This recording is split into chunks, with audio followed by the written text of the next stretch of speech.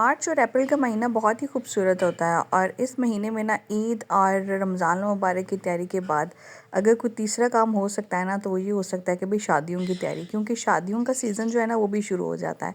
अस्सलाम वालेकुम, welcome back to my channel. उम्मीद करती हूँ मेरी सारी यूट्यूब फैमिली बिल्कुल ठीक ठाक होगी। अल्हम्दुलिल्लाह मैं भी बिल्कुल ठीक ठाक हूँ। ईद भी हो और फिर गर्मियों की छुट्टियाँ भी हो बच्चों को और फिर कोई शादी वगैरह आ जाए ना, तो हमारी कोशिश ये होती है कि सारे काम ना अपने बजट के अंदर रहते हुए एक साथ ही निपट जाए। तो मैं आपको दिखा रही हूँ फातिमा की ईद का ड्रेस, जो कि मेरा ना पिछले व्लॉग में रह गया था। मैंने इस दफ़ा फातिमा की ईद का ड्रेस जो लिया था वो था कॉटन का लिया, और शायद एक दफ़ा धोऊंगी ना तो ये थोड़ा सा और भी पतला होगा, जो कि गर्मियों में ना मेरे काम बहुत अच्छे तरीके से आ जाएगा। उसके साथ फिर मैंने इसके साथ ये छोटा सा बैग ले थी और फातिमा के इंसिस्ट करने पर लिया था, वरना इसके पास छोटे छोटे बैग जो है ना वो भी काफ़ी पड़े हुए हैं। और इसके साथ ये लाइट थी जिसको देख के ना फातिमा सबसे ज़्यादा अट्रैक्ट हुई थी। साथ ही मैंने फातिमा की पोनी ले ली थी और ये चूड़ियाँ ले ली थी। तो स्टफ़ जो है ना बेसिकली मैंने कोशिश की है कि ऐसा ले लूँ जो ये बाद में जो है ना अगर इसको किसी शादी वगैरह में पहनना पड़े तो भी पहन जाए। और चूँकि फातिमा रिसेप्शन में है फ़िलहाल, इसका कोई यूनिफ़ॉर्म वगैरह भी नहीं है, तो अगर इसको स्कूल पहन के जाना पड़े तो भी चल जाए। साथ ही मैंने ये खुद से ले लिए थे, क्योंकि खुद से ये बहुत ज़्यादा कंफर्टेबल और पीछे से ओपन वाले लिए थे, क्योंकि बच्चे जो है ना वो फिर खुश होके बंद बंद तंग शूज़ जो है ना वो भी नहीं पहनते हैं। और ये शलवार सूट के साथ ना इतनी खूबसूरत माशाल्लाह लग रही थी, और साथ ही ना मैंने इसको खुद से भी पहना लिया। तो ये जनाब ईदी जो है ना वो वसूल करके ना अपने पर्स में रख रही थी। तो बहरहाल जनाब ये छोटी सी ड्रेसिंग थी जो मैंने कहा चलें आपसे बहनों के साथ शेयर करती हूँ, और मज़ीद भी आगे व्लॉग में एक दो ड्रेसेस शेयर करूँगी जो आप अगर ले लेते हैं ना तो आपकी शादियों का जो सीज़न है ना वो भी भुगत जाता है, और साथ ही साथ ना आप उसको ना सिर्फ ईद वगैरह पे जो है वो वेयर कर सकते हैं, बल्कि बाद में ना रूटीन में यूज़ भी कर सकते हैं। और मेरी भी कोशिश ना इस दफ़ा यही थी कि कपड़े जो है ना वो इस किस्म के होने चाहिए, क्योंकि शादियों के और आगे पीछे तो हम लोग काफ़ी बनाते रहते हैं, और मेरे पास भी अल्हम्दुलिल्लाह ऐसे काफ़ी सारे सूट्स हैं जो मैंने एक एक दफ़ा पहने हैं और उसके बाद जनाब वो लटके पड़े हैं, यूज़ भी नहीं हुए हैं। तो फिर इस दफ़ा मैंने यही सोचा था कि इस तरह के ड्रेसेस लेने हैं ना जो मतलब पहनने के बाद ना दोबारा या तिरबारा जो है ना कम से कम एटलीस्ट 3 दफ़ा तो यूज़ हो जाए और कीमत तो पूरी हो जाए एटलीस्ट उसकी। हमारी अलमारियाँ ना ऐसे कपड़ों से भरी पड़ी होती हैं जिनमें हम लोग काफ़ी महंगे-महंगे सूट्स लेके ना लटका देते हैं। तो मुझे लगता है कि इस मामले में भी ना थोड़ा-सा हम ख़वातीन को ना समझदारी से काम लेना चाहिए, स्पेशली ऐसी जो बजट मेंटेन रखना चाहती हैं, या फिर एक वो कहते हैं ना कि मुतवाज़न जो है ना वो रास्ते को अपनाना चाहती हैं, या फिर फ़िज़ूल खर्ची से बनना चाहती हैं, या फिर मयाना रवैया इख्तियार करना चाहती हैं। तो उनके लिए सबसे इम्पोर्टेंट यही है कि आप चीज़ जो भी लेना है ऐसी लें कि एटलीस्ट आपके काम ज़रूर आए। बजाय इसके कि आप ले कि ना पैकिंग्स की पैकिंग्स अपनी जो है ना वो कपड़ों की लटकाते रहें, और साथ ही जो है वो अपने शूज़ और इस तरह की। अच्छा, मैं आपको अपना बताऊँ ना तो मेरी कोशिश होती है कि जब मैं कोई नया सूट लूँ ना तो पुराना एटलीस्ट एक आध सूट जो है ना वो लाज़मी निकालूँ।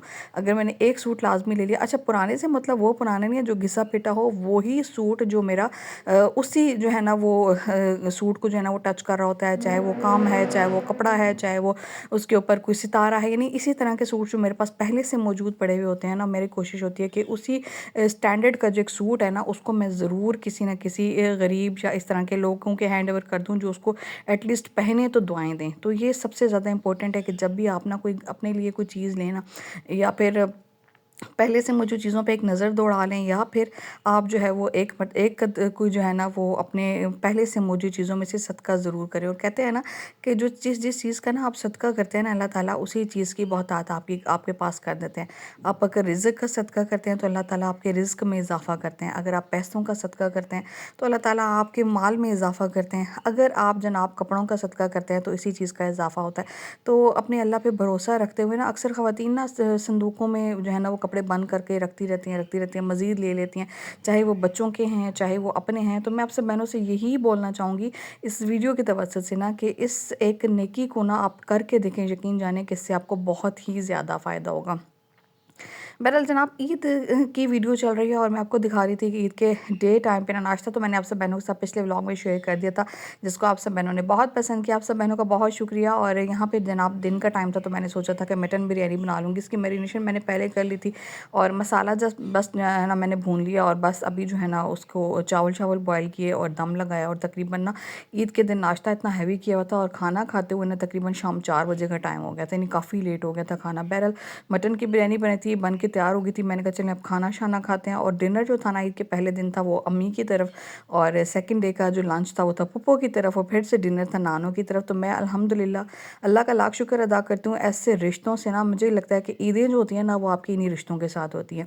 बहरहाल रात का टाइम था तो रात में ना फिर हम लोग चले गए थे अम्मी की तरफ, और बस यहाँ पे डिनर जो है ना उसमें पाए और उसके बाद जनाब पुलाव और भुजिया, और यानी दिन का जो आइटम्स बने पड़े थे ना वो भी थे, और साथ ही साथ ना कुछ नया भी था, चार चिकन था, शामी कबाब थे, और फिर माशाल्लाह माशाल्लाह इतना अच्छा डिनर। और फिर सब बहन भाइयों के साथ जो ईद सेलिब्रेशन करने का मज़ा है ना, अपनी खालाओं के साथ और कज़न्स के साथ, फैमिली के साथ, पप्पू भी आई हुई थी, मतलब सबके साथ बहुत ही अच्छा रहा, बहुत ही मज़ेदार ईद थी, बहुत ही खुशी बुरी, अल्हम्दुलिल्लाह अल्हम्दुलिल्लाह माशाल्लाह से।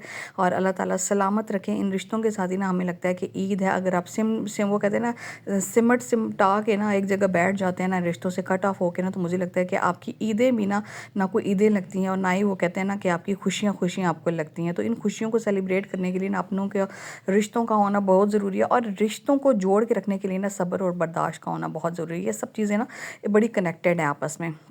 बहरहाल जनाब, ईद के पहले दिन का सूट तो मैं आप सब बहनों से शेयर नहीं कर सकी थी, ये भी मैंने लॉन पे ही बनवा लिया था, और ऐसा सूट बनवाया था जो मैं आगे चल के ना इंशाल्लाह गर्मियों में जो है ना कैजुअल वेयर के तौर पे इस्तेमाल कर लूँगी।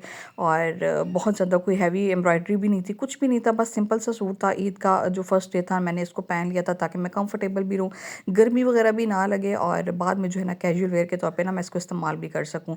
और बात करें अगर ईद के सेकेंड डे की, चूँकि फैमिली गैदरिंग थोड़ी बड़ी थी, तो मैंने सोचा कि उसके लिए ना कोई थोड़ा सा हैवी ज़्यादा नहीं, बस हल्का फुल्का सा इस तरह के काम वाला जो है ना ड्रेस ले लेती हूँ। और इसके बाजू इस तरह से बने हुए थे, और कलर जो है ना ब्लैक एंड वाइट में था, और ये बॉर्डर बना हुआ था। और आजकल जब आप लोग लेसेस वाले सूट्स वगैरह भी, नॉर्मल सूट्स भी ले लेते हैं, उस पर इस तरह के लेसेस वगैरह लगवा लेते हैं ना, तो एटलीस्ट आपको 6 से 7 हज़ार की कॉस्ट में पड़ ही जाता है। तो बस इस सूट के भी जो है ना मैंने सोचा कि बजाय इसके कि आप सिलाई दें और फिर सारा कुछ ना, तो बना बनाया रेडीमेड ले रही थी। ये फातिमा का ड्रेस था जिसकी कॉस्ट थी अराउंड 1800 टू 2000, और ये इसकी दादों ने माशाल्लाह से बना के दिया। तो बस सेकंड डे जो था ना वो थोड़ा सा, चूँकि फैमिली गैदरिंग भी थी और आगे एक शादी भी आ रही है, तो मैंने कहा चले इस तरह का ड्रेस कर लेते हैं कि बाद में ना ये शादी पे भी पहन ले। तो ये बस ड्रेस बनाया था, और ये कपड़ा मैंने ला के दिया था। आजकल बाज़ार में भी ना काफ़ी सारे इस तरह के बने बनाए मिल रहे हैं, लेकिन मैंने सिर्फ इसकी दादों को कपड़ा ला के दिया था, बाकी आगे से सजने सजाने का काम जो है ना वो उनका अपना ही होता है। माशाल्लाह उनकी स्टिचिंग बहुत बहुत अच्छी है। तो अल्लाह का शुक्र है कि मैं जब भी मुझे ईद के लिए ना कुछ बनवाना था, इवन शादी वगैरह के लिए, किसी भी ओकेजन के लिए, तो मैं इसकी दादों को ही कहती हूँ, तो वही बना के देती हूँ। तो ये माशाल्लाह से फातिमा का ड्रेस है, इसके साथ पोनियाँ और चूड़ियाँ और वो सारी चीज़ें जो इनके बगैर ना हमारी बच्चियों की ईदें अधूरी होती हैं, वो सारी चीज़ें थी। उसके बाद फिर जनाब बारी आ गई थी ईद के सेकंड डे की ना, तो सेकंड डे में ना मेरा जो नाश्ता होता है ना वो यही होता है जो पिछले दिन का बचा पड़ा होता है, या फिर मैं पूरियाँ जो है ना फातिमा की दादी मुझे फ्रेश बना देती हैं, और बस जनाब नाश्ता वगैरह जो होता है। माशाल्लाह फातिमा जो है ना वो ईद के सेकंड डे उसकी ये ड्रेसिंग थी। उसके बाद आप सब बहनों के साथ शेयर करूँ तो आजकल ना इस तरह के बने बनाए सूट्स जो है ना आपको, सॉरी, कपड़े की फॉर्म में जो सूट्स हैं ना आपको मिल जाते हैं बाज़ार में। और ये ना आपको वो कहते हैं बल्क क्वांटिटी का जो कपड़ा होता है, मुझे नहीं पता उसको उर्दू में क्या बोलते हैं, या मैं सही लफ्ज़ इस्तेमाल भी कर रही हूँ या नहीं, लेकिन ये है कि अच्छा अब ये वही कपड़ा था जो फातिमा की फ़्रॉक का था, उसके साथ ही ना अब ये कपड़ा देखें तो ये भी बड़ा खूबसूरत सा कपड़ा है। और आजकल ना कपड़े की क्वालिटीज़ ना बड़ी अच्छी आ रही हैं, आपको बस थोड़ा सा विजिट करना पड़ता है, आपको ऐसे कपड़े भी मिल जाते हैं जो आप ना सिर्फ अपनी ईद वगैरह पे पहन सकते हैं, उसके बाद अगर आपकी कोई शादियाँ आ गई उनमें भी पहन सकते हैं, और इसके साथ साथ ना कैजुअल वेयर भी आप कर सकते हैं। और अगर कोई पार्टी है या कुछ भी है ना, तो छोटे छोटे इवेंट्स के लिए ना आप जब बस थोड़ी सी समझदारी के साथ आप थोड़ा सा विजिट कर लिया करें बाज़ार का, और थोड़ा सा सर्चिंग करने के बाद ना आप इस तरह के सूट्स बना सकते हैं, जिससे आपका बजट भी मेंटेन रहेगा और आपकी ज़रूरत भी पूरी हो जाएगी। उम्मीद करती हूँ जनाब आज का व्लॉग आप सब बहनों को पसंद आएगा। अगर पसंद आया तो लाइक कमेंट शेयर ज़रूर कीजिएगा। मिलेंगे आपके साथ नेक्स्ट वीडियो नेक्स्ट व्लॉग में। अपना बहुत सारा ख्याल रखिएगा और मुझे अपनी दुआ में याद रखिएगा। अल्लाह हाफिज़।